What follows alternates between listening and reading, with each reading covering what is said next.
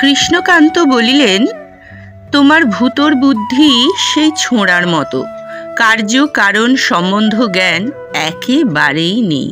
কিন্তু মাতঙ্গিনী হাসিতে পারিলেন না। পুত্রের অজ্ঞানতার উদ্দেশ্যে স্বামীর এই বিদ্রূপে বিমর্ষ হইয়া কহিলেন, কি হয়েছে গা, কি করেছে ও?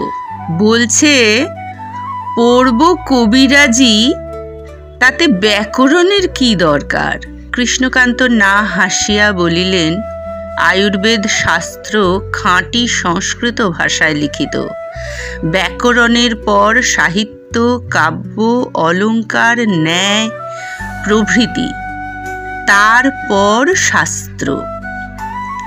ভূতনাথ মনে মনে বলিল, কচু। কৃষ্ণকান্ত অন্তর্যামী নন, ভূতনাথের কচু কথাটা টেরও পাইলেন না।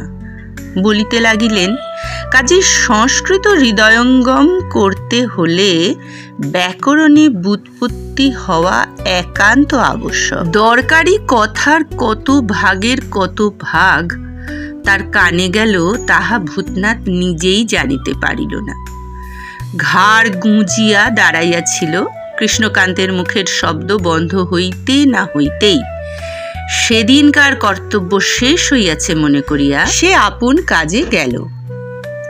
কিন্তু ভূতনাথ মাঝে মাঝে মায়ের কাছে নালিশ করে, এ গাছের পাতা, ও গাছের মূল, এটার ছাল, ওটার ঝুড়ি, এই সব নিয়ে তো কবিরাজের কারবার, তার জন্য ব্যাকরণ পড়ে কি হবে?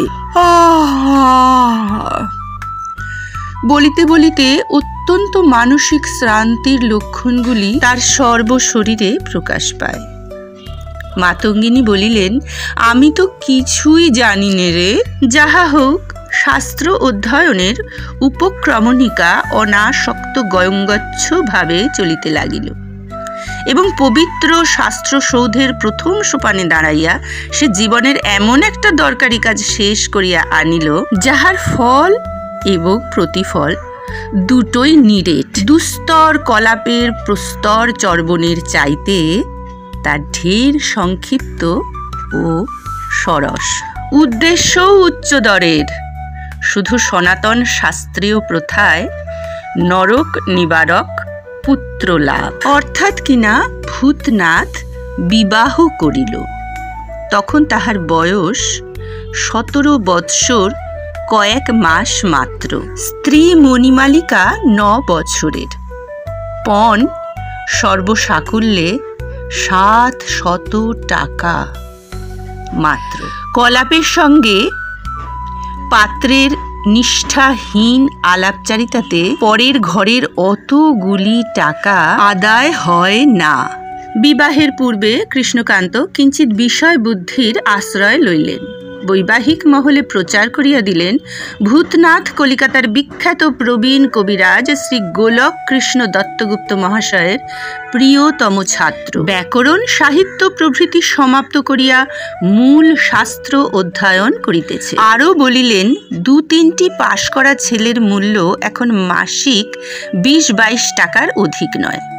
আয়ুর্বেদের দিকে দেশের নারীর টান, এবং সে টান যথার্থই ফিরিতেছে।